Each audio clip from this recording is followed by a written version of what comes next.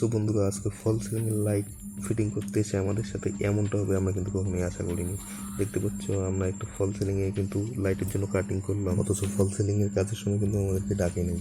তো এর জন্য আমরা সর্বপ্রথম আমাদের যত লাইট পয়েন্ট আছে সব কিন্তু আমরা নিচ থেকেই কেটে নেবো, এরপরে আমরা সিলিংয়ের উপরে যাব।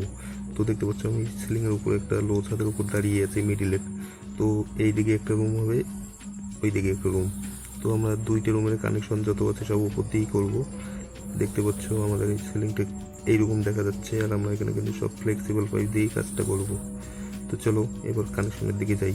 তো আগে থেকেই কিন্তু আমরা কিছু কাজ এগিয়ে নিয়েছি। তো দেখতে পাচ্ছ এখানে আমাদের পয়েন্টগুলো ছাড়া আছে, এবার এই পয়েন্টগুলো ফ্লেক্সিবল পাইপ দিয়ে আমাদেরকে কিন্তু টোটাল পয়েন্টেই কানেকশন করতে হবে। তো দেখতে পাচ্ছ আমাদের উপরে কানেকশন কমপ্লিট, এবার লাইট লাগানো আমাদের মোটামুটি কমপ্লিটের দিকে। তো দেখতে পাচ্ছ আমরা এখন লাইটটা লাগানো কমপ্লিট করে দিলাম, এরপরে তোমাদেরকে ফাইনাল ভিউটা দেখাবো। কমেন্টে বলো তোমাদের কার কার সাথে এইরকম ঘটনা ঘটেছে। তো দেখতে পাচ্ছ আমাদের ওয়ারিং কমপ্লিট, লাইট লাগানো কমপ্লিট। তো এবার আমরা চলো ফাইনাল লুকটা দেখবো। তো চলো প্রথম রুমটা দেখে নেই। দেখতে পাচ্ছ বন্ধুরা, ফাইনালি আমাদের রুম কিন্তু কমপ্লিট হয়ে গেলো লাইট লাগানোর পর। তো এইটা একটা রুম দেখতেছো, এটা সিম্পল ডিজাইনের মধ্যে আছে। চলো এবার পাশের রুমে যাই।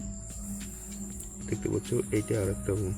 তো বন্ধুরা, আমাদের ভিডিওটা তোমাদের কেমন লাগলো অবশ্যই কমেন্ট করে বলবেন।